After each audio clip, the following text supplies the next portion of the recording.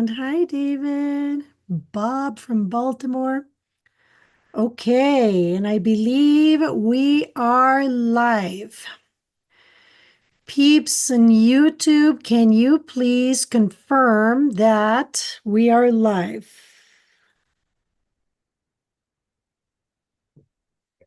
So only you will see that on the YouTube feed, right? Mm-hmm. Okay. Asking. We are live. Thanks for your patience, guys. Yeah. All right, we are live, and I have confirmation from Ian, so now I will start our recording here. Okay, wonderful.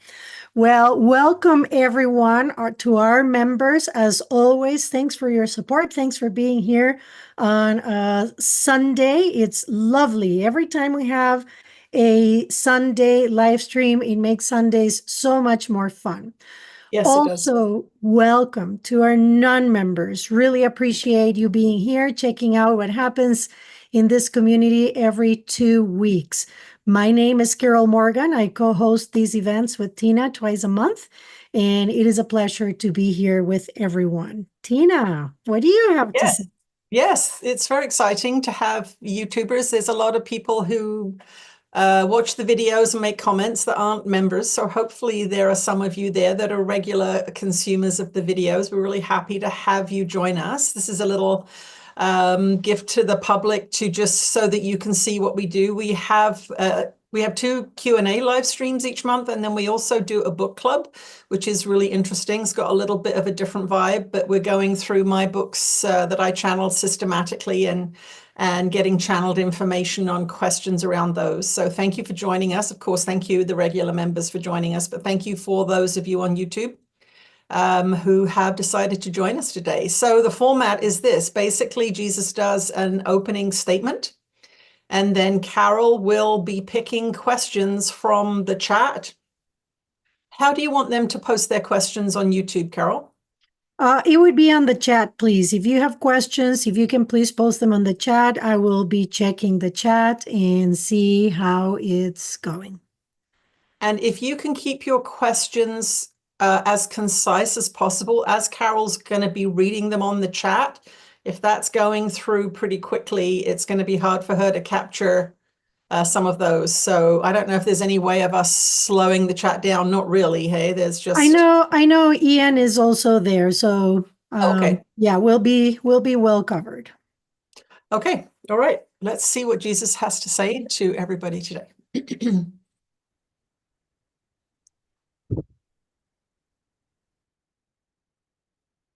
You are blessed beings indeed. I am that one that you know as Jesus. It is a great honor for us always to be able to channel through this being and bring through the teachings of A Course in Miracles to assist you in your ascension process. We bring this material through because this is our work. It has always been our work. I often refer to my individual self as a plural because in the non-physical, we are not separated the way you are. So the feeling of we is much stronger than the feeling of I over here. So you think of me as an individual, which I was on the earth plane so many years ago, but now I am what you would consider part of a collective. But this being that you know as Jesus, this being that I embodied 2,000 years ago on the earth plane, has now shifted and transformed into a much less separated being. You are not separated. You have the illusion of separation. You have these individual bodies that you pack around on this heavy gravity affected planet. And it is the evidence that your ego mind uses to prove that you have been abandoned by God here in this God-forsaken place, and that there's nothing you can do about it. These teachings, this ministry, the books that we have penned through this being are the messages that tell you that this is not so. You are not alone. You have not been abandoned by the divine or God, goddess, whatever word you want to use. You have, in fact, abandoned God yourself. You have chosen to come into separation. But now those of you that are on this live stream, both in our membership, which is a very, very valued community, but those of you that are the public on YouTube, we want you to understand that you're here for a reason. Of all the hundreds of thousands of places you could be today, you are here. And we want you to understand that that is your guidance, teaching you and speaking to you. You could have chosen anything else to be doing today, but here you are listening to this unusual transmission of a woman in Canada transmitting the teachings of Jesus, the teachings of A Course in Miracles. And so we want to thank you for, first of all, your courage to be unusual, to be extreme in that sense. You are on the leading edge of consciousness if you are here, if you are listening to this message. We want you to understand that you are important in this community, whether it be the membership community or the community on YouTube. Every time you share one of these videos, every time you share this message of transformation, this message of unity consciousness, you are creating ripples out in the world as you know it. You have no idea what seeds you are sowing when you share this material. You have no idea of the transformations your own minds are going through as you listen to this material. For those of you that are in the public forum, we would like to say this to you at this time. It does not matter whether you agree with this teaching or not. These teachings are true. They are here to empower you, to help you understand your own mind, this amazing creative device that is God-given and that manufactures your experience in your earthly realm. Your mind is the powerhouse. And we want you to understand that if we say anything during this transmission that upsets you or hurts your feelings, we want you to be glad that something in you has responded to the truth as untrue or upsetting or annoying. And that means that this is an opportunity for you to see something within your own subconscious that is normally hidden. Normally, you don't get to listen to channeling Jesus. Normally, you don't get to be triggered by these things. So if you are triggered today by anything we say or do, we want you to be excited to write down why it upsets you, to write down the feelings that it elicits, the thoughts, the ideas, the memories. And from that place, you can begin to figure out where you are off track. Because if the truth upsets you, then you know that you hold a belief in your mind that is incorrect, because the truth should soothe you. It should bring you relief. It should bring you joy. And that is what we aim for. But for those of you living in the world, for those of you with strong ego minds that have been in charge for a long time, we understand that some of the things that we might say will bring a negative reaction. Remember this going in. If you have a negative reaction, do not turn us off, but be curious about what has been brought to the surface in your own mind, and it will play out as upset, as anger, as resistance. This is a great opportunity for you to expand your mind, to heal your mind, and to enter into an elevated level of consciousness for a short time. What will happen as you travel through this hour and a half with us is that you will have many responses, some good, some bad, some neutral. But what you are experiencing is a different consciousness. You are not experiencing your consciousness unless you have one of these strong negative reactions. If you are in alignment with what we're saying and it feels good and you're content with that, that means you're on track. If you have difficulty, it does not mean you are wrong. It means that there is a belief in your mind that is at odds with what we are saying. And that is exactly what we want you to understand.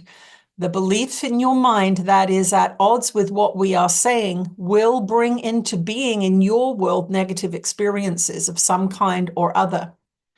The point of this ministry is to raise your frequency and to get you into alignment with love as frequently as possible throughout your day. So we want you to come into this experience with open hands, open heart, open mind, and let us see what comes up. Thank you, Tina. We are going to start with a question from Andrada. She is asking, why did we decide to go into separation in the beginning? Thank you all for doing this.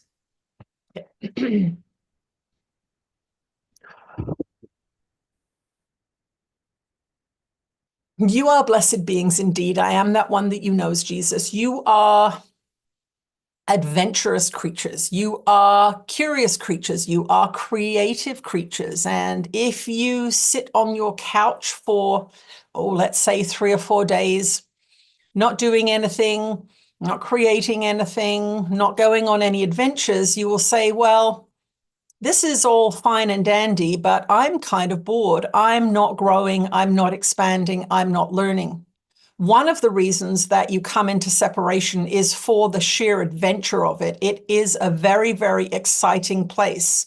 You never know what's going to happen. You never know the twists and turns of fate that your individual self, your family, your community, your country is going to encounter. And so there is a consistent level of interest that keeps things alive and vibrant. And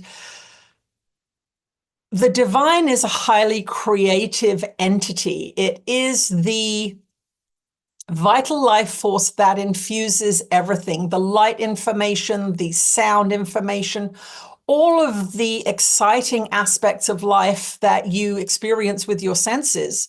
These are expressions of the divine. Now, in pure non-dualism, there is this idea that there is nothing but your consciousness here. There is only one mind, and the seemingly separated individuals of the sonship, as the Course in Miracles refers to it, is purely illusion.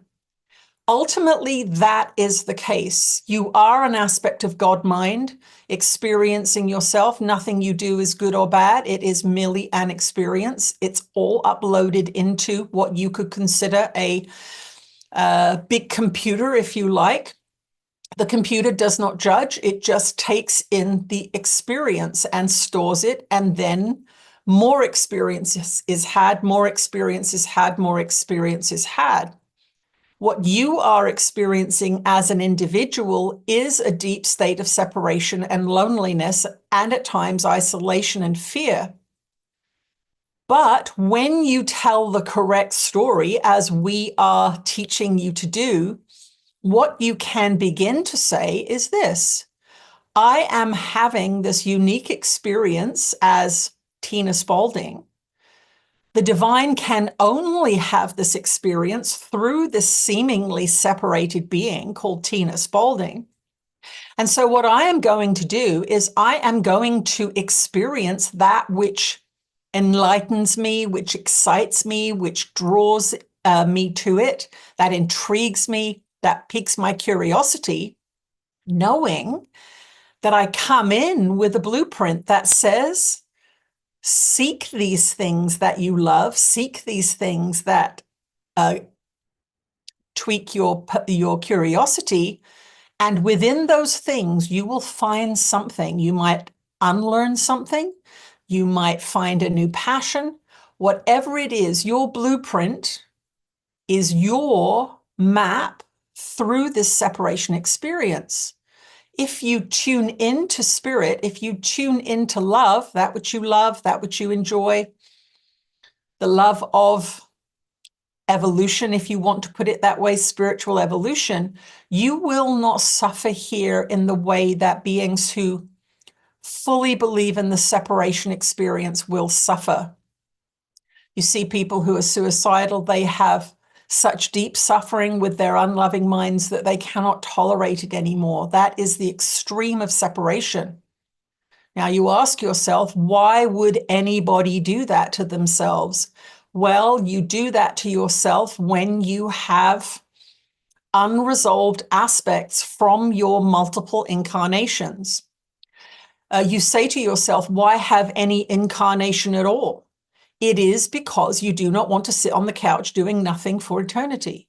You do not want that. That is not beneficial in that sense. There is this natural drive that life has. Life wants to be lived. Life wants to be experienced. And when you come into this place in separation, you say to yourself, but why would I do this in the first place? We want you to know that you don't have to do it. You can return home. That is what the lessons of A Course in Miracles are designed to show you how to do. And if you want to go home, if you've had enough of this gig of adventuresomeness, you can.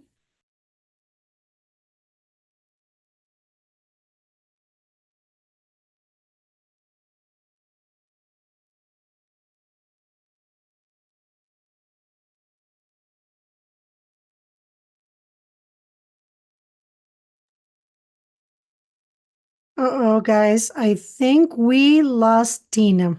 It must be her internet. Sorry, let me see if I can get a hold of her.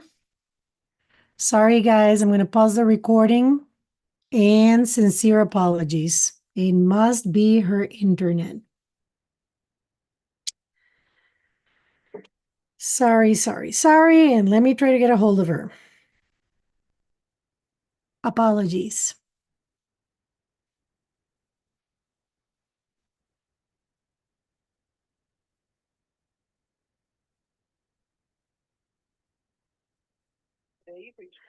It went straight to her voicemail. Let's be patient. Sorry, guys. Very strange. I don't know what's going on. Thanks for your patience.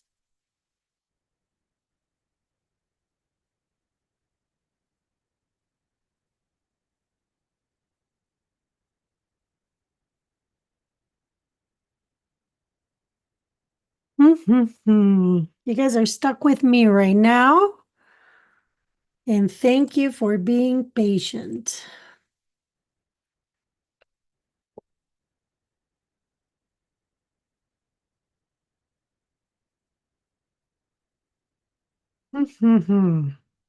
Take it over with Zena, right? Yes, not so much. Let's see what is happening. But thanks, Larry. I appreciate that. Sorry, guys. I don't know what is going on.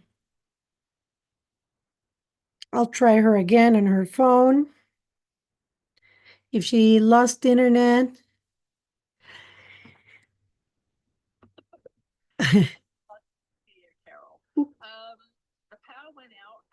Okay. Gone right on low here, so I don't know what's going on, but my computer's just charging. Okay. So my guess is it might be a couple of minutes. I could try and sign on with my phone, but it's just a power issue. I think let's try the phone. Okay, bye-bye. Sorry, guys, the power went out at Tina's house, so she's going to try to come in through her phone. And let's see, a lot of people panicking. She'll come back, guys.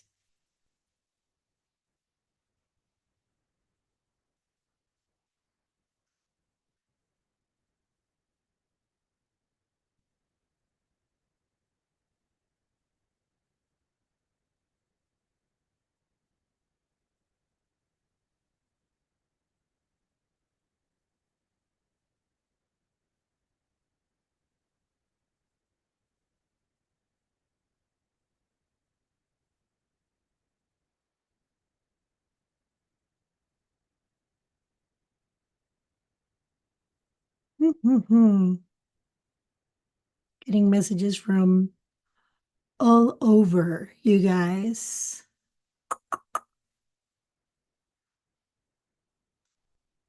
Mhm.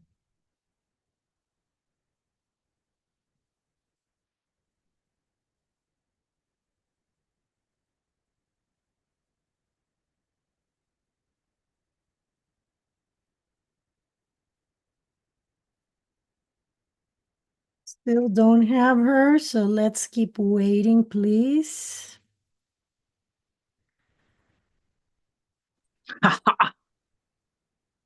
Ha. Welcome back. Oh gosh, isn't it lovely when things like this happen? Sorry, everybody. Yes, I'm not sweating or anything. No, it's all right. And I just found out that Zoom sent out, or Acuity sent out a reminder that I didn't set up. So people are confused with the link. So I'm also working on that. So everyone, thanks for your patience and apologies. These things happen. It's funny how remember we did a public thing before and the power went out. It's hilarious. It's like they're trying to stop this from happening. Let me restart the recording, all right? Okay. Okay, the recording is back on, and thanks everyone for your patience. These things happen. Technology is technology. It's not like we're doing this on purpose. So everybody breathe. I'm going to breathe. Yeah, okay, let's go back into why do we separate?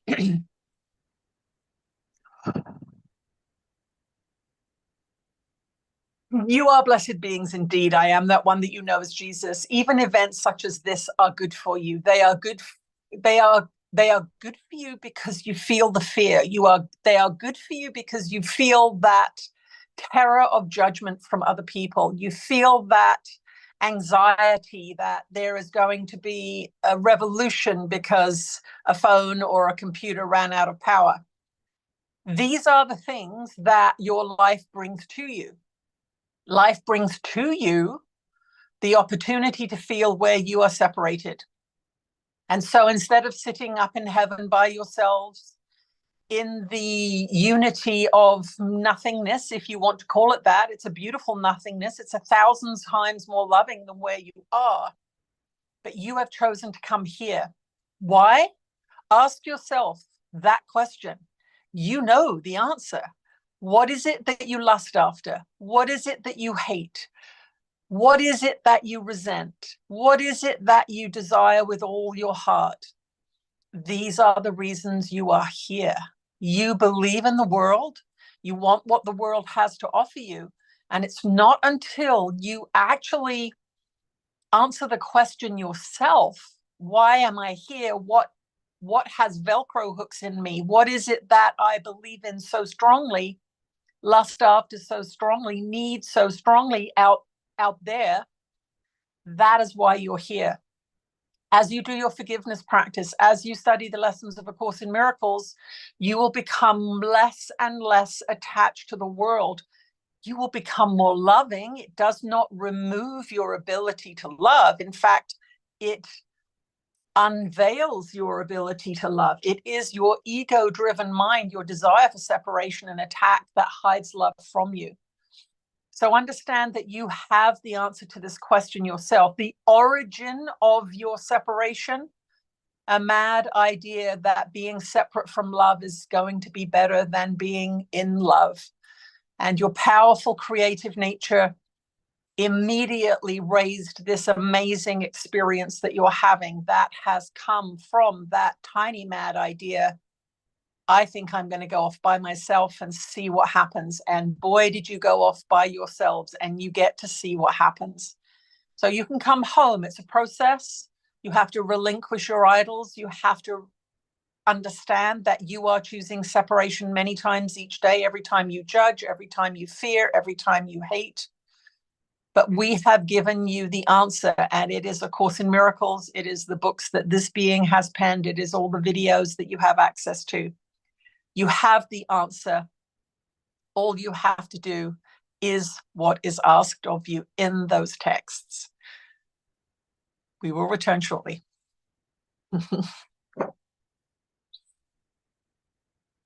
Okay. Woo. I'm still responding to lots of messages. I just want to let everyone know that we are working on it.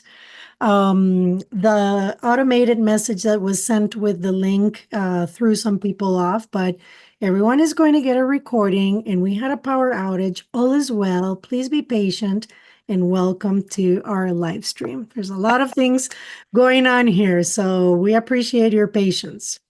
Yes. Okay, here we have a question.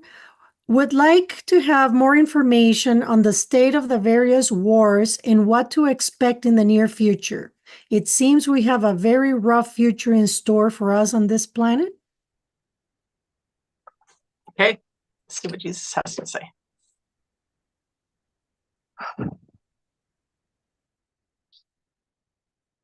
You are blessed beings indeed. I am that one that you know as Jesus. The first thing we want you to understand is that if you are not tuning into war, you will not be worried.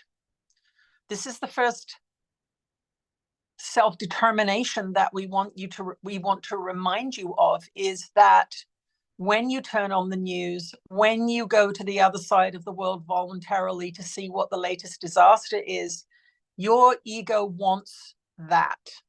It wants to see the death, the destruction. Now, the innocent you that says, oh, no, no, no, I do not want death and destruction. I do not want war. I do not want to see people's homes being flooded.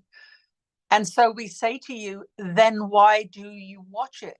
Why do you give your energy to it? We want you to understand this, that nothing on this planet can exist. We will say the human creations and miscreations of this planet cannot exist without humans giving it energy. The governmental systems that you have at play in your country cannot exist without your tax money, without your energy, without your compliance. It depends on that. Now, if the system intimidates you into complying, it is still your compliance that keeps that system going. The wars around the planet at this time are this.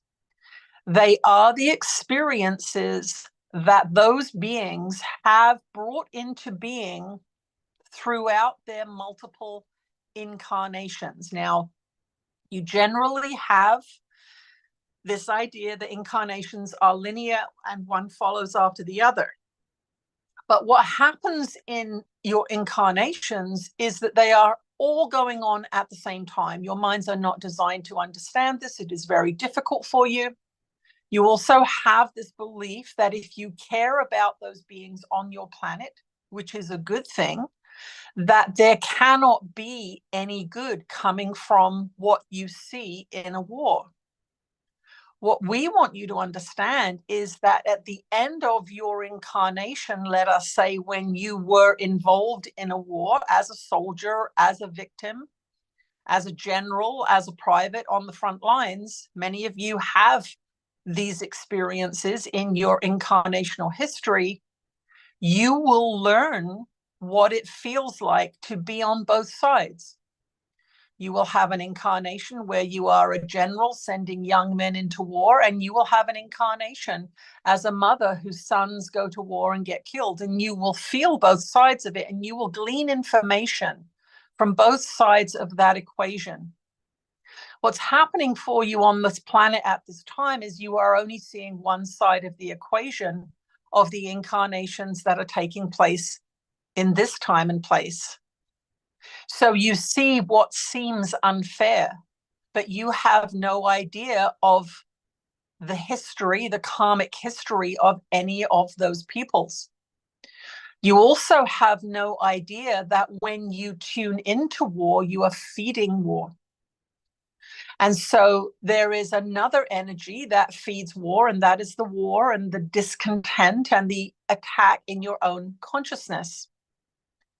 It is there that you start. It is there that you want to begin to pull your energy away from this thing that you claim to detest, that scares you. But you must remember this, that all of these incarnations that you are watching play out across your planet at this time, these incarnations were designed by beings who knew that they were eternal spiritual beings, as you were when you designed your incarnation. So when you are an eternal spiritual being before your birth, and you decide that you want to learn certain qualities within this incarnation, you want to experience certain things within this incarnation, the fear of death is of no consequence to you when you're designing that life, because you know that death is an illusion. You know that you are not your body, and you know that there are valuable lessons that can be learned from difficult things. So, for example, in your consciousness now, you cannot imagine that you would ever choose to be crippled and live your life in a wheelchair. From spirit's point of view, before you're born into a body, knowing that you are not a body and that you are in that pre-birth situation are out of time, you're not in time. So if you look down and think, oh, 25 years in a wheelchair, well, that's going to be a very interesting experience. I will learn how to be vulnerable. I will learn how to receive from people. I'll learn how to ask for help. And the people around me will be given the opportunity to be helpful, to be kind, or to be cruel. And there is a multiplicity of opportunities of experience that would come from an individual coming into a wheelchair situation, where you, in your able-bodied egoic mind, could never imagine that that would be chosen. And war is no different. War is no different. The beings that are involved in those wars now, whether they be the bombers or those being bombed, have a history of conflict within their karmic history. They are strong believers in attack. They are strong believers in vengeance. They are strong believers in victimhood. And they are playing out some kind of reconciliation of their karmic history. So when you tell this story rather than the one-sided story of this one incarnation, you begin to understand that this is far more complex than your current situation, your linear one life view gives you. We want you to understand, however, as a human that consumes information, that we want you to ask yourself why you are watching it. Well, many say this. I need to know what's going on in the world. It's not compassionate not to care. We're not saying don't care. We're saying don't feed it.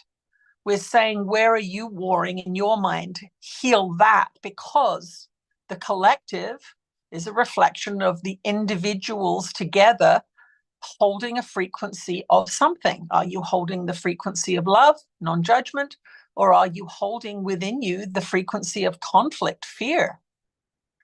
So understand that the collective does contribute to that system of war.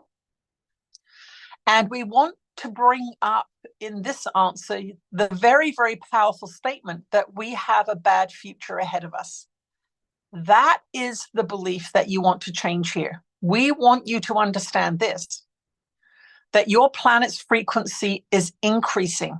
You do not believe it because you are inundated by all the negative news. Why are you inundated by all the negative news from everywhere across the planet?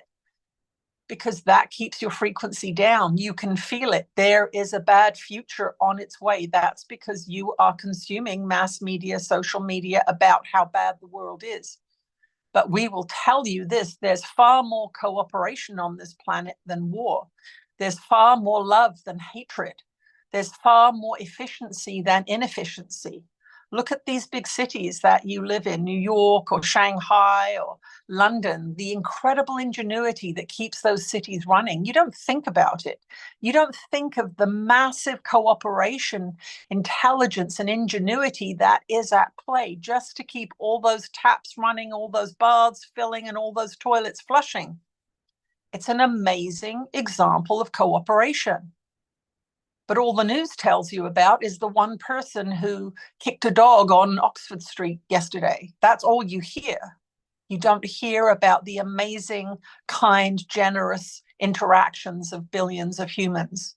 We are telling you that you have an amazing future. But what is happening now as the planet ascends out of lower frequencies into higher frequencies, taking you with her, as fleas on a dog, let us say, you have to understand that the systems that are negative, hurtful, painful, cannot continue. And that's what you're afraid of. The devil, the banking system, the food production system, the mortgage system. These are the devils you know how to handle them.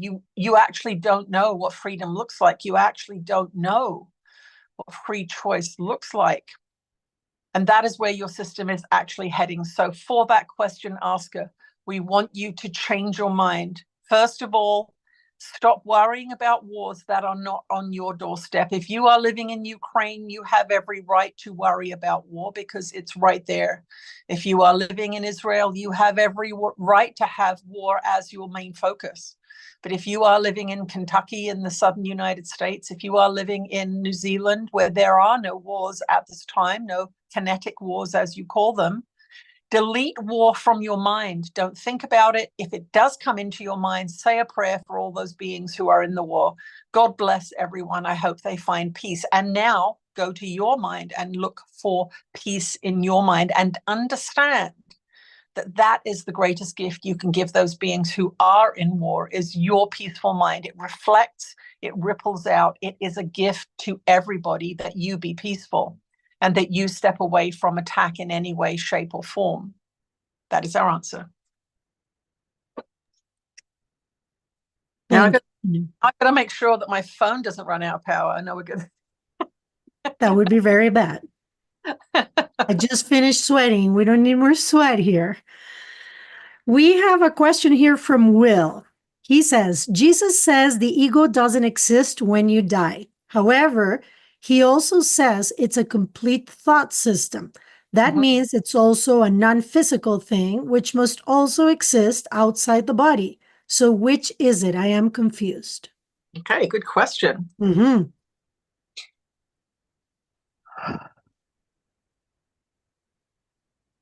You are blessed beings indeed. I am that one that you know as Jesus. You are a smart cookie there asking a good challenging question. The ego's thought system is a complete thought system.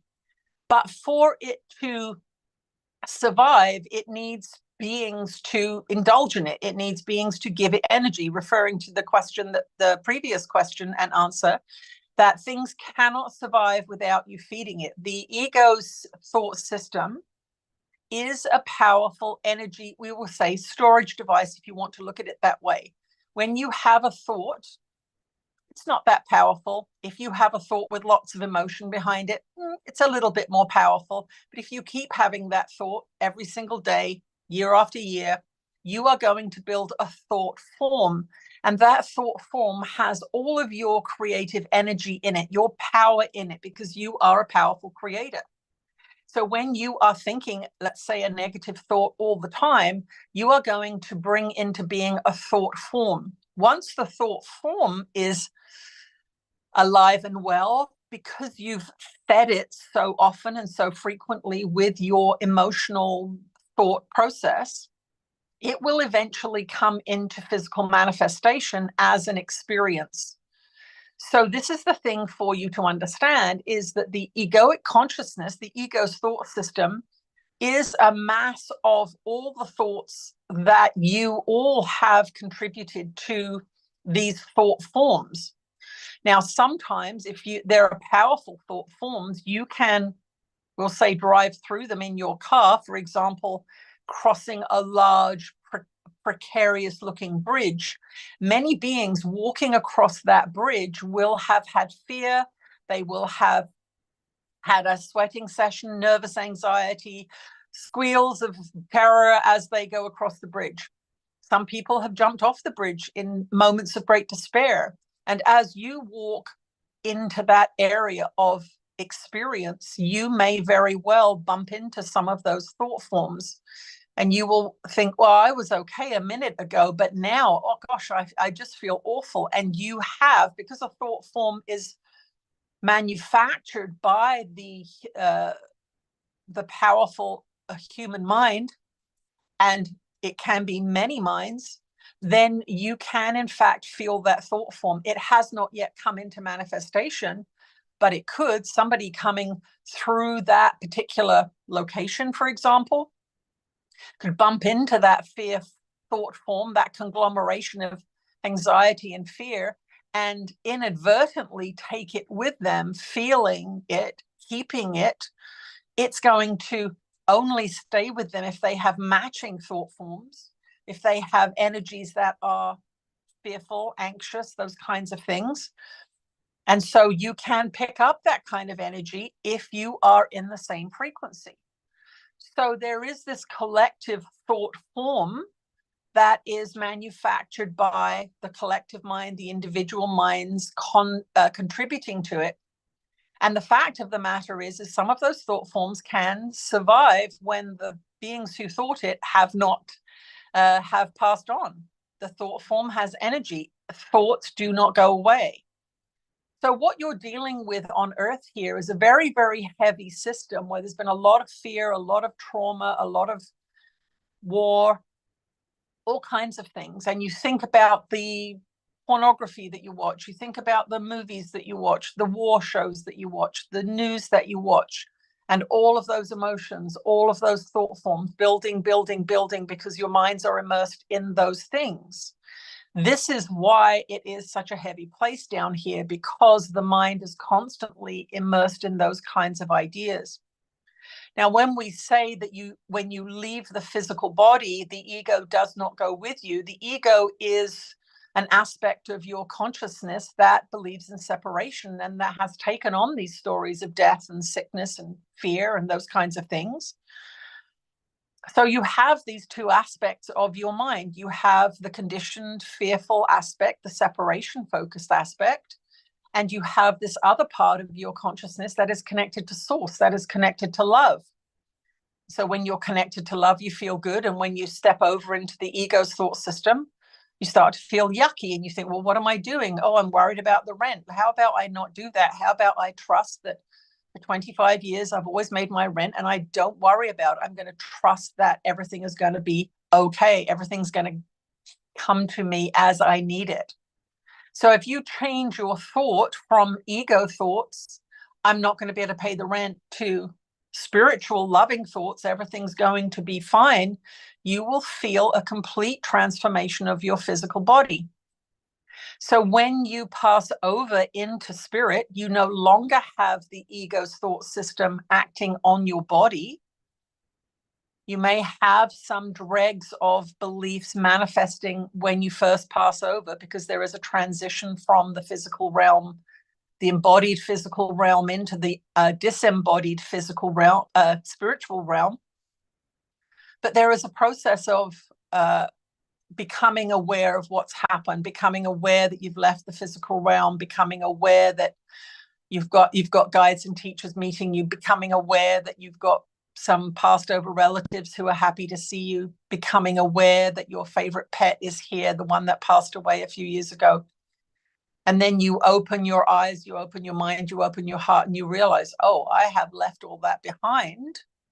You have no thought of your body. You have no thought of the world. You are free in an intermediary kind of way. You are not free in an enlightened kind of way, because you believed in the world. You had all those heaviness, all of those heavy things that made it difficult to be here. But when you leave the physical form, so much of the dream, so much of the illusion falls away from you. And you will have your past life review. You will have a review of the things you experienced, the things you inflicted on yourself and others, the gifts you gave to yourself and others. And so you will have a reflection, not a judgmental one, but just an accurate reflection of what you've been through, what you've learned. And so both of these things are true. The egoic thought system lives and breathes and acts in this world on this three-dimensional plane. The freedom from that comes when you lose your body. The freedom from that comes when you rise above the physical material world and understand that that was an error in thinking. And now you are in the non-physical. Now you are surrounded by love. You are forgiven all of your trespasses. And this is something that many of you cannot imagine, that so many of the burdens that you have in your mind, in your thinking mind, in your bodies here, just disappear. And you think, oh my goodness, that was heavy stuff I was voluntarily carrying around. It is a moment of great contrast for all of you when you pass over. So both are true. The ego consciousness is a complete thought system which you can tap into and delve into as deeply as you wish, but it is associated with this physical world. It does not live in the non-physical in that sense. Now, there are beings that are so, we will say, separation focused, that their entire world has been in the darker, lower realms of the ego consciousness. When they pass over, they will seem to be in a place that could be deemed hellish, but they still have the opportunity to go to the light. But they must come up with that idea. They must understand that their choices, the million negative choices that they made whilst they were in the three-dimensional realm, has created this place that they are now in, which is not pleasant for them. But they are not condemned to hell. They are merely getting to experience the frequency of the choices they made, and they have the ability to shift their consciousness. So there are some confounding factors in the question that you ask, but the truth of the matter is this: in your experience right here, right now, work on what makes you feel better, brings you relief, brings you joy, brings you happiness, brings you peace, brings you contentment through studying A Course in Miracles and reading the text of A Course in Miracles, reading the books that this being has penned, and understand that you have an amazing guidance system. You have a guidance system that lets you know when you're off track, you feel yucky. And the ego's thought system that most of you are engaging with quite a bit, and that's fine. There's no judgment here. This is the experience that you've chosen. It is one of separation and attack, war, sickness, death, poverty, all those yucky things. But you have, through your practice of forgiveness, through your prayer and meditation practice, the ability, you are given a ladder up out of that thought system. And it's not your fault that you choose it. It is what is fed heavily on this planet. This is the ego's playground here. And so remember, the ego is dominant here. Love is always right next to you, but you have to choose it. That is our answer. Awesome. I think that's going to clear up a lot of questions for a lot of people. Okay, good. Yes, thank you. All right, we have another question here.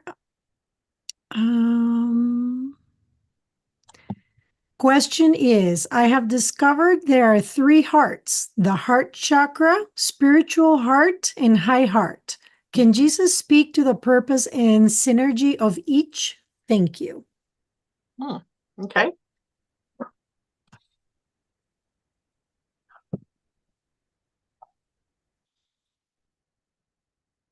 You are blessed beings indeed. I am that one that you know as Jesus. One of the things that we want you to understand as you tap into these teachings is that some of the teachings you get from other ministries are not going to match. And this is one of them. This is coming from another teaching. And so what you are going to find is that if you bring, let's say, your shamanic practices into A Course in Miracles, that you are not going to get agreement there, because they are designed by different consciousnesses for different purposes, for different beings. Some beings will never listen to channeling Jesus. It's too hard for them. It's too triggering. It reminds them too much of their childhood, whatever it is.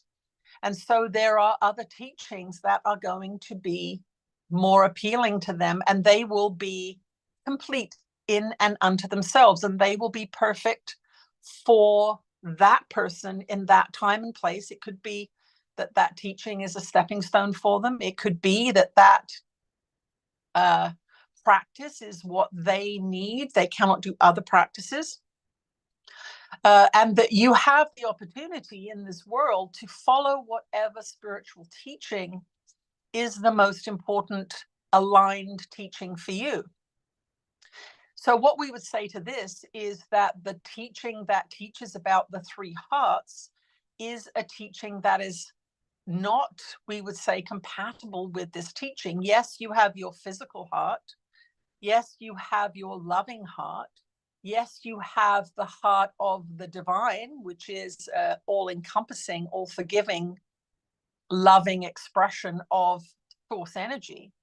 But there are not three physical different hearts. We want you to think about where you got this information and understand this, that not every piece of information that you align with is going to have a perfect corollary within the Course in Miracles teachings. So if the idea of the three hearts makes you happy, it brings you joy, it is in alignment with aspects of your mind, then work within that system to elevate your consciousness until you are done with that system, until you have had enough of it. Maybe you never will have enough of it. That may be your path to awakening. But we stick to A Course in Miracles teachings. We stick to the idea that your mind is the creative force. Your heart will reflect at times what your mind is telling you or encouraging you to do, the teachings, the conditioning programs. Your heart will open when you practice forgiveness, but it is an effect rather than a cause. In your physical form, the heart is the generator of a great deal of energy, far more than just the pump that the medical doctors call it. It is the heart of the energy system that radiates out from you. So it is a very, very powerful central energy generator. But that will be cut back by your thoughts, by your mind, if your mind is in the incorrect place. So always, from our point of view, it is important to focus on the mind and how it affects your heart. Does it give you anxiety? Is your heart racing? The thoughts that are causing your heart anxiety and are causing the heart to race are clearly not good for the heart. What thoughts and beliefs calm your heart? What thoughts and beliefs open your heart? That is the way that we look at the heart within this teaching. Your physiological body, your energetic body, is enhanced or shut down by the beliefs that you invest with your creative energy. So start with the mind and watch the effect on the heart. It is the mind that affects all. That is our answer. Thank you so much. I remember when I got to the point where I stopped listening to other material. Well, first I have Zena yipping in my ear. And this was the time of the US elections, the past US elections, where there was so much going on and everybody had a different opinion, and even other channelers, right? They had their opinions, and conspiracy theorists and whatnot. And I got to the point of realizing that we're going to get the information that we need, and we use our feeling center to decide if it aligns with us or not. And then we go with that. I don't judge what doesn't align with me or with what doesn't resonate, I just hear it. It doesn't resonate with me, and I just let it go. And it has made my life so much simpler, so much simpler. Yeah, and that's what he's saying is, Yeah. you know, Uh-oh. manic practice is not going to matter. This is computer. Tina, we're losing you. Did we lose you? So just a moment. I Okay. know, just no. Okay, hang on. Okay. Am I back? You are now back. You have to give me a minute to get back on my computer because I didn't charge my phone before we had all this. So my phone is not completely charged. So I'm going to go on my computer and get back onto Zoom there, okay? But you have to give me a minute to do it, or Okay. 30 seconds, 30 seconds or something. Just hang tight there. Okay. All right, peeps. You're stuck with me again for 30 seconds. Somebody asked, what is in my cacao? In my cacao, I have, well, Keith's cacao, finest cacao in the world, cinnamon, I have maple syrup, I have cayenne pepper and vanilla, and a little bit of Laird's functional mushroom non-dairy creamer. So there you have it. That's what I am drinking right now. So I think it was Laura that was asking. So thanks. The cacao brand is Keats Cacao, Nadia. I can send you the link. It is the finest cacao in the world. So I'll send you my link if you want to try it. And I'm happy to share my spiritual practice with cacao with you guys. So let's wait for Tina.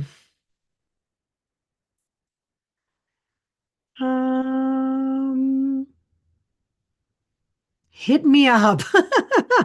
I love it. We'll do, Nadia. Thanks, Ilona. I appreciate it. I hope I am pronouncing your name correctly. Keats. Sorry about that. You're I good. didn't You're know good. I was going to have to use my, I didn't know I was going to have to use my phone. So it had like enough for half an hour, but All right. All right. The person that had asked about the heart said that they meant it as energetically, not physical, but well, I think he did go into that a little bit. He did say that the heart is the center of our energy system. The Taurus, I was seeing the image of the Taurus coming from the center of us. And however, that can be shut down by the mind. So if the mind is out of order, then the energy system is an effect. The energy system is an effect, not a cause. So a lot of us in the West think that our bodies generate our energy, but it is in fact spirit that generates our energy. So we've kind of got it back to front. And I think some of the shamanic practices and some of those more earth-based religions and things look at the body as the generator of the energy, when in actual fact it's spirit. That's why when spirit leaves the body, there's nothing left. there's nothing left. Right? It's an empty sack of nothing because spirit has gone. So it's always spirit, and mind is the way that we interact with the energy systems of this world. Yeah, it's an interesting kind of conundrum, I suppose, but we are taught that, well, the heart seems to be creative, and this is the paradox of this place, right? The heart seems to create, but in actual fact, if spirit leaves, that's it. The heart doesn't have any power in and of itself. Thank you very much, Tina. Because, and I'll just say one more thing, is that's the thing that I see in myself that's been transformed the most by studying A Course in Miracles and doing my forgiveness practice, is my ability to love. Of course, my dog has been a great teacher in that. I was raised in a very unloving family, in a very unloving culture. And so I was suffering a lot before the course. It was my suffering that got me to dive into the course so intensively, because I was unable to create loving circumstances for myself because of that background, right? And then it wasn't until I started to read the course and started to do the lessons that I actually was like, oh, something feels different. And what I think I was actually feeling was my heart opening and actually beginning to function. I don't think it was functioning as a love organ at all before that. Interesting. I think it was functioning as a pump Mm-hmm. and it was generating some kind of energy. But I think that's really what drove me to do this whole 12 years of study and then the channeling and all the videos was, oh, wow, people don't need to suffer, but the suffering is disconnection from love. That's what the suffering is, right? So you can say you've got a broken heart, for example. I think I would just, before the course, I would say I was a broken-hearted being. That the mind with which I was making decisions was so out of order that it was unable to function properly in a loving way. So for example, I'll see myself having so much more compassion for animals, so much more compassion for the world, for people who are stuck in horrible places. Pre-Course in Miracles, Tina was so self-absorbed that level of love and compassion wasn't possible. So it really is an opening of the heart process through the mind being healed, I think, is kind of what's going on here. Thank you. Thank you. People are commenting. They're saying, thanks, great explanation. And somebody here, let's say Janice says, I am trained in Andean shamanism, and it is spirit that generates life. So it's congruent with Jesus' teachings. Thank you for his teachings. Okay, we're going to bring someone on live. So let me go fetch. Let's see. Okay, well, let's try Jack. Jack, can you please unmute yourself, love? Yeah, hello. Hi, Jack. How are you? I'm good. I'm a little nervous. This is my first time being on this channel. We'll be gentle with you. Yeah. So am I supposed to ask you a question or? Yeah, what's on your mind? What's on your mind today? Yeah, so I'm just gonna be honest. I'm going through like the biggest challenge I've ever faced. I'm only 20 actually, Right. but this is still a big challenge for me. Yep. And basically there's been this like darkness energy that's been following me around, and it's been like trying to sabotage aspects of my life, particularly my band. I'm in a rock band, Okay. and every time I go to practice, it kind of like tries to stop it. And the only reason it's here is because I'm allowing it. But when I try to figure out why I'm allowing it, it kind of comes in and pummels me. So I'm trying to figure out what it is I believe that is allowing this to be here. And yeah, that's kind of the gist of it. Okay. Okay. Let's Thank see what you. Jesus has to say about this.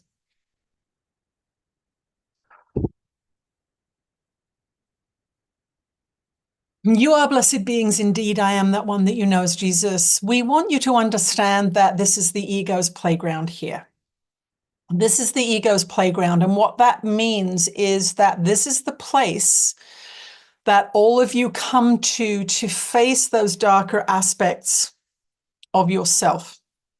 Now, you may not see them as darker aspects when you initially come into separation. You may say that you want to be famous. You may say that you want to be beautiful. You may say that you want to have wealth. You may say that you want to have power. And in your mind, when you come in with that desire, you will follow those things. You will follow those things because those are the idols that you have come here to worship. We're using old biblical language so that you understand that. So what we would say to you is this, Jack. We would say you have come into separation to reveal to yourself this darker aspect of your consciousness. And now you are in young adulthood, you are beginning to feel the truth of what that is. So what we would say to you is this: we want you to look at the family into which you were born. We would like you soon, because this is bothering you, we would like you to write in a journal about your family. Write about the things that you learned there. What did your father teach you? Was he present? What did your mother teach you? Was she present? What kind of situation were you born into? What kind of ambitions were supported in that family? What kind of values were supported and emphasized in that family? This is going to give you some really good starting information, because you were born into that family for a particular reason, to bring into emphasis certain aspects of what you came here to chase, heal, relinquish, overcome. So, for example, we will use our dear one as an example. She doesn't mind. This will give you an example that is not going to trigger you, because it's not your story. She was born into a family where beauty was considered far more valuable than anything else. She came into a family where her father abandoned her. So throughout her life, her relationships with men have been abandoning relationships. Very easy for her to say men are the bad guys. But because she's a Course in Miracles student, she understands that this is something that she has come here to learn, and it was emphasized in her family. So she came in here to come to more deeply understand that your value is as a divine aspect of God mind. You're all loved unconditionally by source energy. But she was born into a judgmental family, a harsh family, an unloving family at times.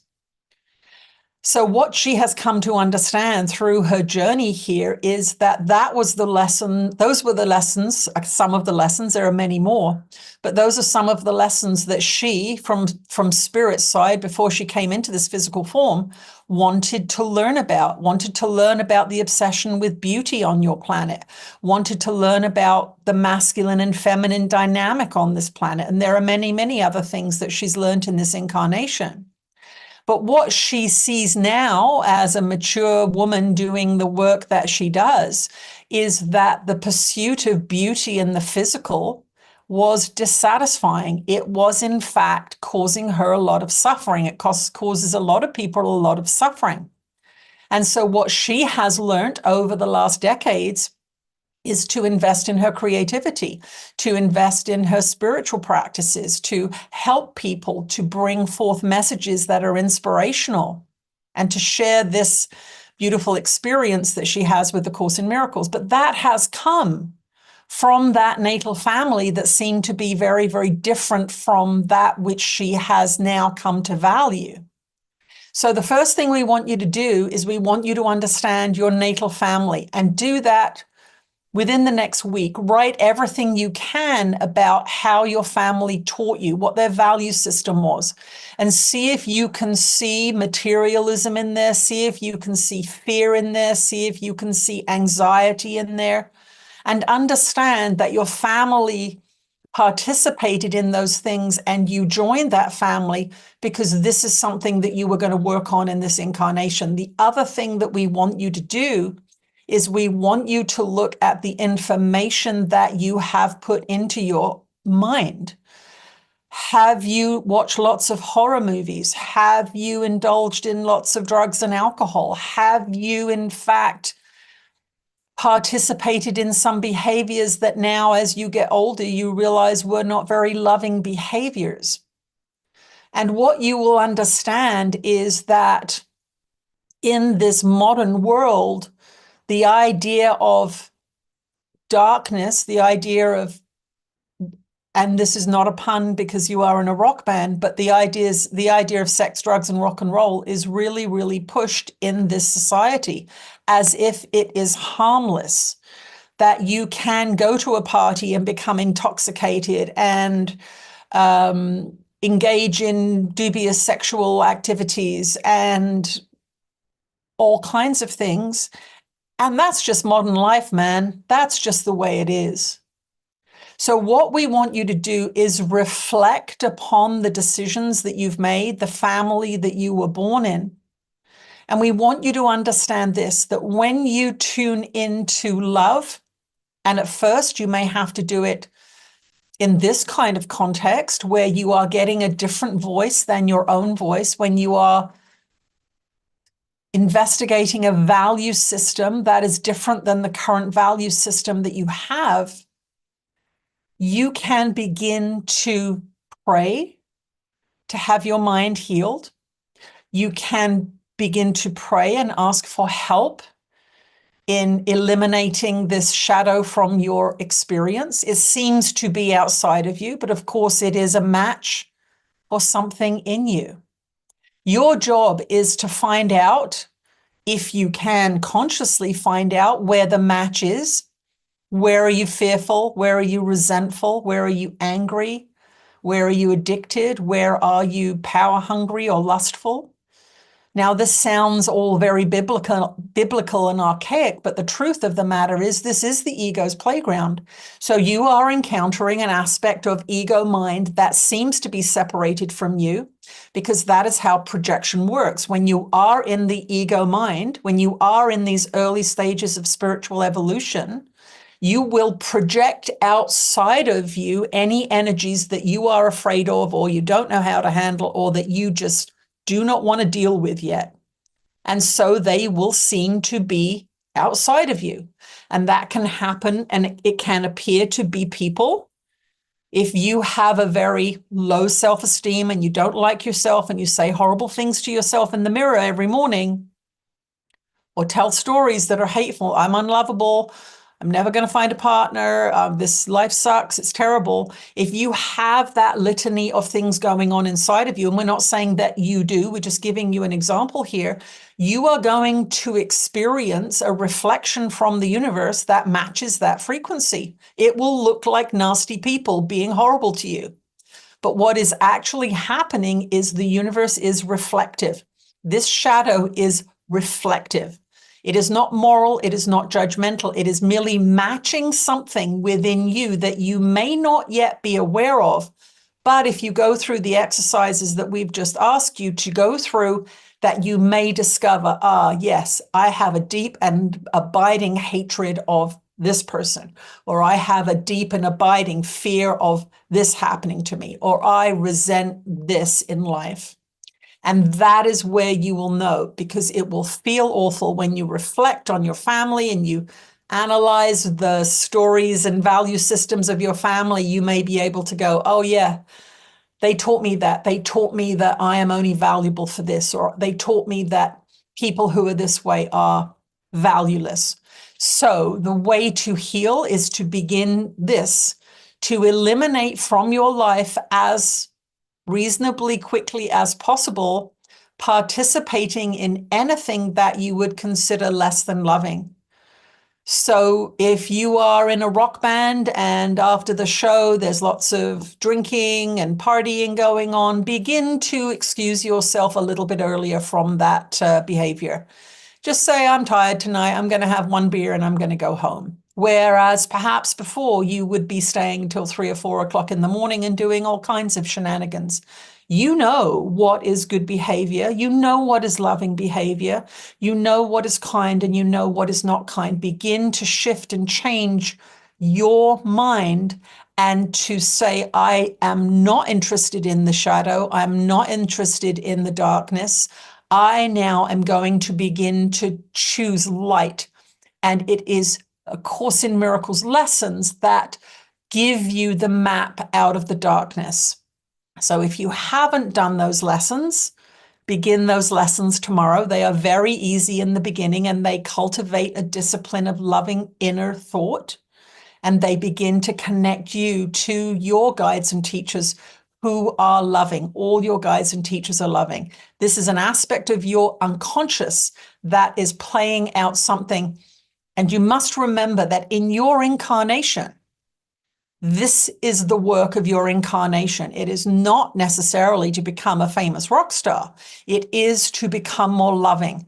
And so we congratulate you for joining in this live stream. And we want you to understand that everything you need to know is contained within A Course in Miracles, within the books that this being has penned, and within the many videos that we have produced throughout the years. You are in the right place. You have felt the darkness and you don't want it. And that is what this incarnation is for. Well done. Thank you. Good luck, Jack. Yes. All right. We have a question here from Kathy. She's asking, can you speak on Reiki as a modality for self-healing and supporting others to heal themselves? Sure.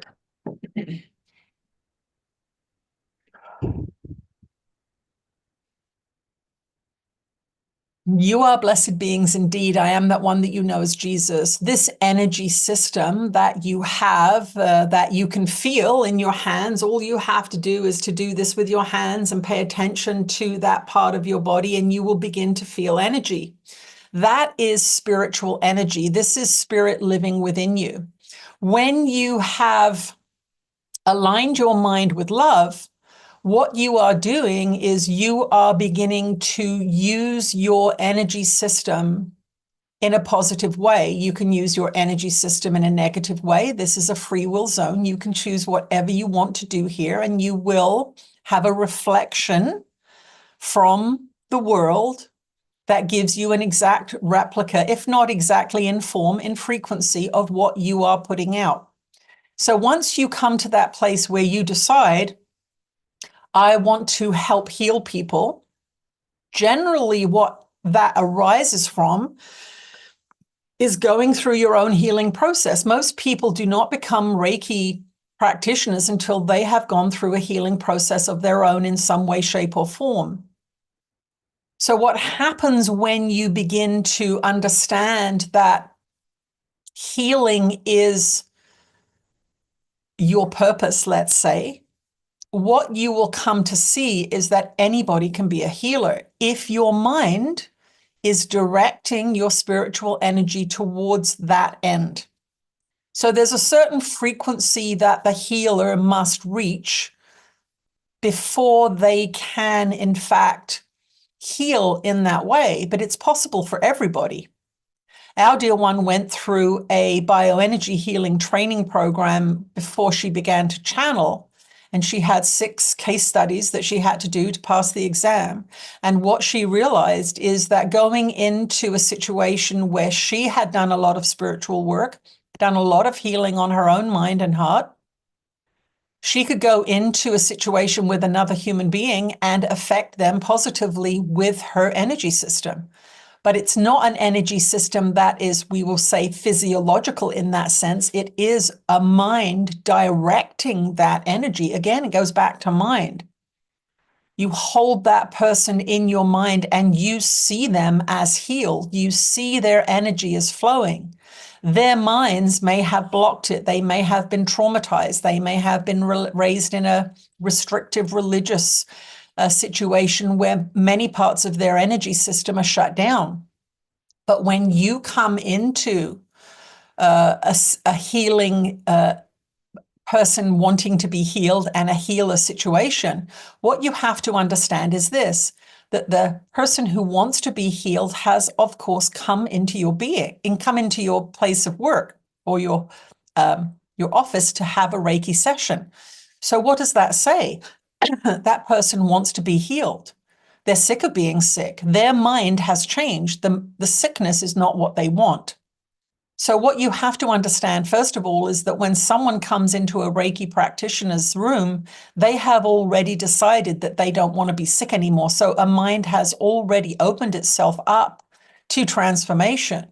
The Reiki healer has done their own healing work, if not all of it, then a good portion of it. Otherwise, they wouldn't be drawn into the idea of healing other beings. But the truth of the matter is these two minds and bodies are coming into contact, both holding the same desire. So you cannot, eliminate the Reiki healer's desire to heal from the patient's desire to heal. Both of those minds are coming in accord with each other, matching each other, which is the desire to heal. And that is what transforms the body-mind complex, the powerful mind focused on healing. And that is what A Course in Miracles lessons will bring you over time. If you are reading the text, what you will realize is that the Course is leading you through a loving training program to become a healer. Now, the path of the healer doing A Course in Miracles may look different than the Reiki master, but you are all being raised up out of the ego thought system, up into a more loving frequency, and there you have the ability to affect those beings who are in a lower frequency who want to be raised up. You cannot override their free will. So when that person comes to the Reiki teacher, healer, they are saying, I'm done here with sickness. I want health. The Reiki healer is in fact using their enhanced energy system, because if you have done your own healing, if you've done your own forgiveness work, if you have studied with a good teacher, you have let go of the blocks to your own energy system. And so now your energy system is firing on all cylinders. You are a powerhouse. And that is where the combination of the desire to be healed and the healer come in. The Reiki healer, who has now a powerhouse system functioning on all cylinders, as you say. Those of you that drive cars understand this. If you've got an 8-cylinder car and 2 cylinders aren't working, you're not at full capacity. And that's what the unwell person is going through. They are not firing on all cylinders. Something they've been doing, saying, feeling, believing in has shut down some of their energy system, and now they have symptoms of some kind. So that's really what's going on. Reiki can be the system, bioenergy healing can be the system, all kinds of techniques will be inspired in the healer. There will be one that appeals to you. So for example, with this being, she did bioenergy healing for a year. And in that year, she had a lot of sessions. She gave a lot of sessions. She came to see that every single person that was worked on got better. And that really shifts and changes the belief system of your own consciousness. Wow. All you have to do is engage with somebody with love and a tuned up energy system, and you can help them. You can only help them so far. If it starts to scare the client or it starts to interfere too negatively with their dysfunctional relationships in this ego-driven world, then they will leave you and they will go back to being sick. But if they truly want healing and they truly want to rise up, there are many modalities. So Reiki healing is in fact a demonstration of a tuned up energy system that is able to assist somebody's energy system that is tuned down or out of tune. That is our answer. Thank you much, Tina. All right, let's see. Let me check for more questions here. Okay, there is a question here from Sue. She's asking, are there other universes that touch ours and have less love than we have that are further away from the divine home?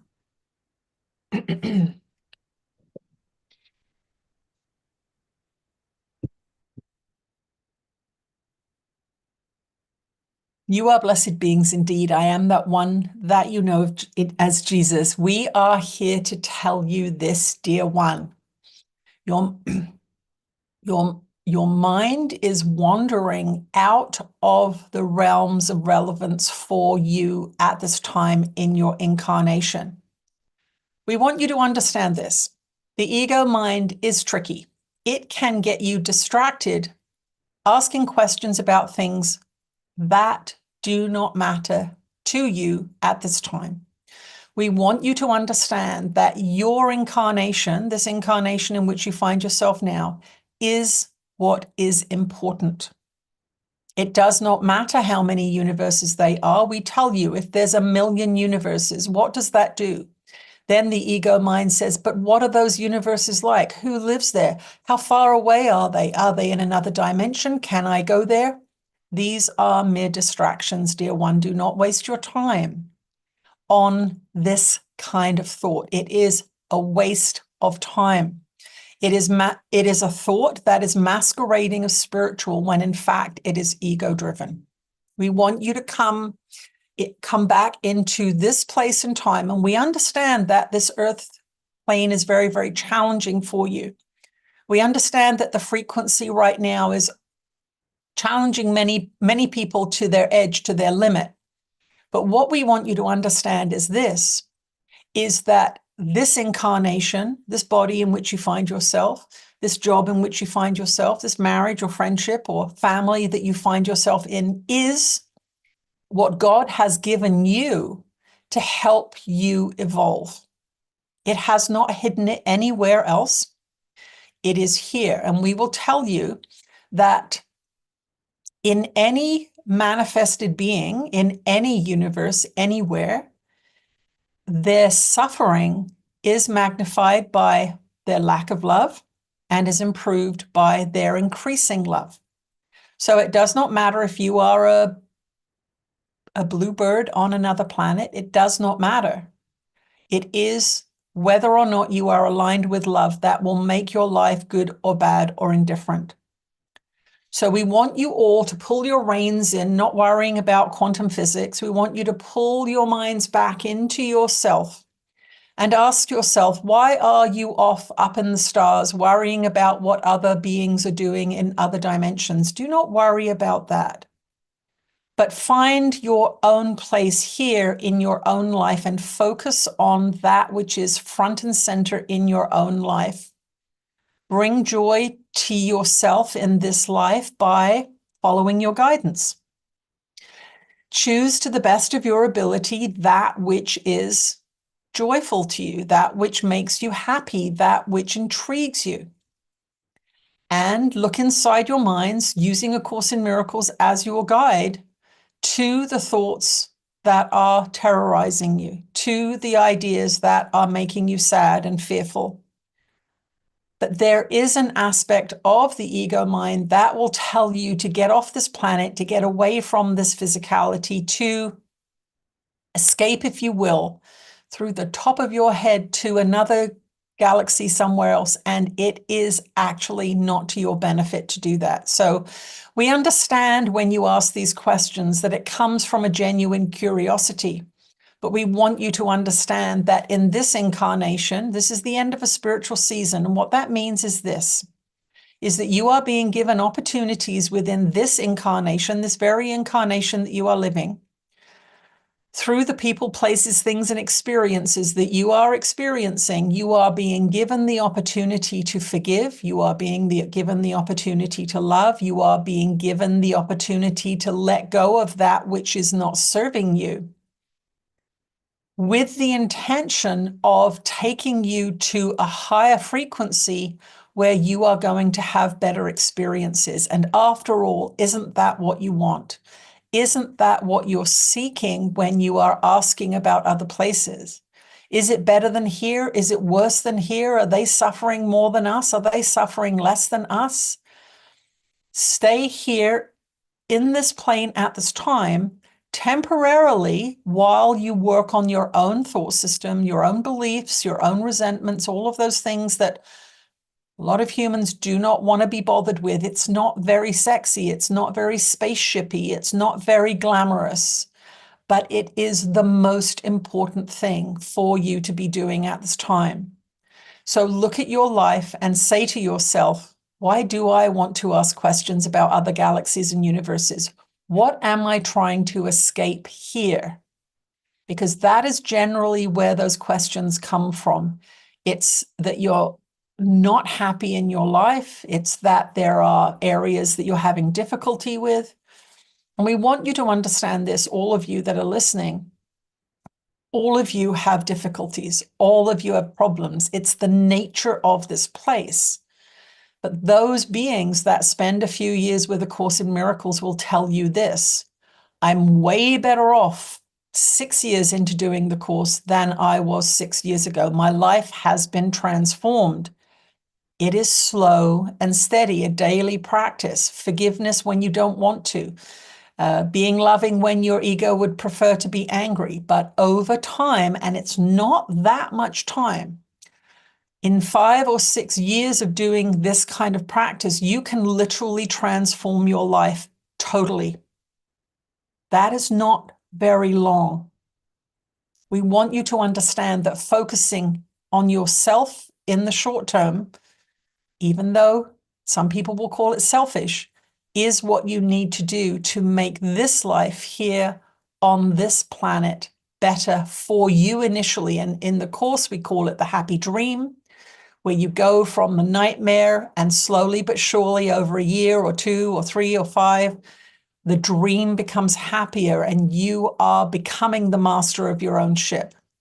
That is what we want you to do. And once you become master of your own ship and you begin to let go of those things that are not serving you anymore, whether they be a job or where you live or the thoughts that you're holding about life, you will begin to connect with other dimensions. That is what has happened to these two beings. They have, through their practice of A Course in Miracles, gained access to abilities that they did not have before. And trust us, these are not boring lives that these beings are living. They are very, very interesting lives indeed.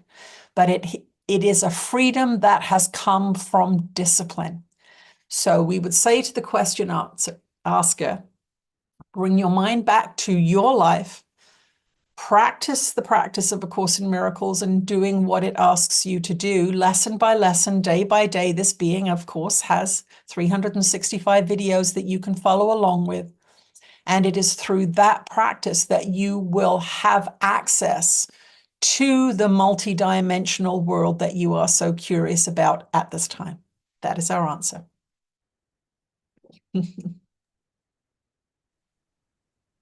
Thank you, Tina. We are at time, but since we had an interruption, are you up for a little more? Yeah, let's do another question. Yep. Okay, we have a question here from Deborah. She's asking, in one of Tina's books, it states something like, take 100% ownership with radical self-acceptance for the circumstances in your life, that we choose our lives down to the tiniest details. But then in England retreat recordings, it was said, it's not your fault that you have been conditioned. Can Jesus or Ananda reconcile these two seemingly opposing concepts? Okay.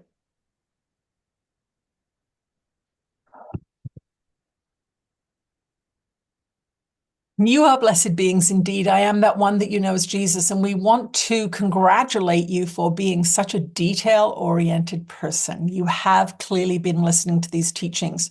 What we want you to understand is this. There is the relative experience and there is the ultimate experience. The ultimate experience is that you have chosen your hair color. The ultimate experience is that you have chosen your body. The ultimate experience is that you've chosen your family of birth, your culture of birth, your language, your first language. So you are not aware of those choices. You understand that those choices were made in the non-physical before you were born. Those are the choices, all of the choices that you have made. And we refer to this idea of the blueprint. The blueprint is this. The blueprint, like a building blueprint, has those aspects of the construction that are mandatory. The load-bearing walls in a house cannot be knocked down. The house will fall down. They have to be there. The beams that hold up the roof, they have to be there. However, you can choose what color carpets you put in that house that you've built after it's been built. You can choose what countertops you want to put in the kitchen. Those are your free will choices. Those are the things that you can experience seemingly with your free will. And so that is the way it works in your life. You have the apparent randomness of being born into, we'll use our dear one again as an example. She doesn't mind. She was born into a British society. It has certain qualities about it. It's pretty judgmental. It can be very harsh in its sense of humor. It can be quite restrictive in the structures of that society. So she was born into that society. Now she's a super freedom-seeking person who loves self-expression. That society was very, very painful for her, and it conditioned her in certain ways. She was born into a family that conditioned her in certain ways. But what has happened in that sense is this appearance that you're inadvertently conditioned, that you are a child born into a family that teaches you certain things. And we will say, well, it's not really your fault that you were conditioned in that sense. In that incarnation, you were plopped down in that family, in that culture where you learned the things that you learned. It was not what you call a conscious free will choice, but it is a free will choice in the pre-birth sense. So you did choose it. In this incarnation, it seems as if you had no choice, but you do and you don't. This is one of those things that's called a spiritual paradox. It's a paradox because you live your life in a body. We say you are not your body, but you go, oh, yes, I am. If I don't have my body, I don't exist. And we say, well, that's the way it appears to be. But in actual fact, you will exist after your body is gone, but it doesn't feel that way to you now. So you could argue, well, no, I am a body. And we will say, no, you're not. And you will say, yes, I am. And we'll say, well, in the relative world, it does sure look like you're a body and it does sure feel like you're a body. But in the actual elevated realms, you are not a body. So they are both true. So this is what you are asking is there is this idea that everything is set up for you to experience that which you think is the most beneficent. And then there is this appearance of not really having any choice in how you're conditioned. So we can point out here something else that we would like to point out that the ego mind likes to do. It likes to poke around and find weaknesses in philosophies. Yes, but 3 years ago you said this on one Sunday afternoon, and now here you are saying something that doesn't sound like what you said 3 years ago on one Sunday afternoon. We want you to understand that this too can be a bit of a time-wasting exercise. We would like you to understand another aspect of teaching that we have to explain sometimes, which is we are going to at times say things to people, a person. We will say things that make sense in that time and place, just as you would tell a kindergartner a different story than you will tell someone doing a master's degree. We want you to understand that the kindergartner cannot understand more sophisticated stories. And so you use the language that they know and love and can appreciate. But 10 or 15 years later, there may be a being who's now graduated from kindergarten. They are now in university studying something else. And you can have a discussion which is much more nuanced than you would with the kindergartner. And that does happen within these circumstances. There may be a person who asks a question on a retreat and our answer is specifically designed for them. And it relates to their consciousness, where it is at that time, the subjects that we are speaking about in that moment, in that retreat. And yet somewhere else, a year or two later, we may be referring to a different person who's in a different place, who is asking about, let's say, more elevated things. So it's very important that you are not, we will say, bringing, this sounds judgmental, but we don't mean it that way, that you are not bringing a nitpicking aspect to these teachings. We are consistent. The teachings are consistent.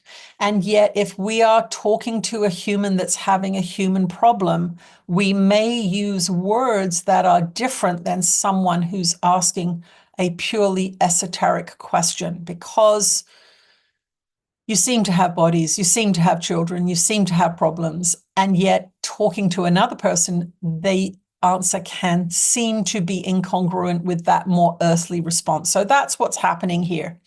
There is the relative world and the absolute world, and they can be paradoxically contradictory when you're looking at these teachings over time.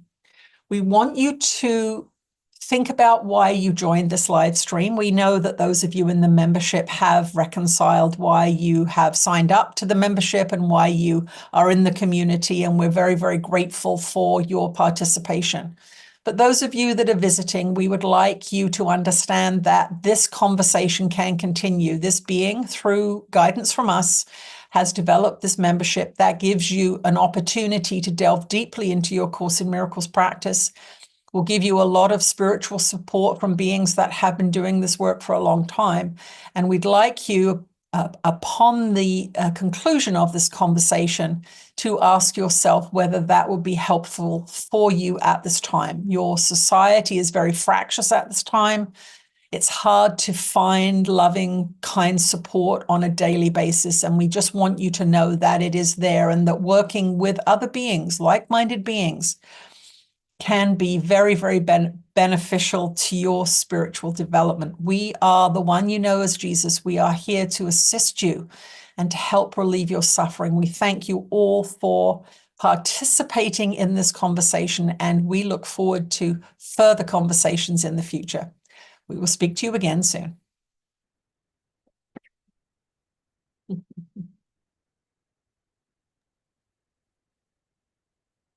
All right. A member just suggested that I post the link to your lessons on YouTube. So Yeah. I just did that for the non-members. There is The a whole other series that's really good that I've had a lot of positive feedback is the 40 days and 40 nights. So that's something for people.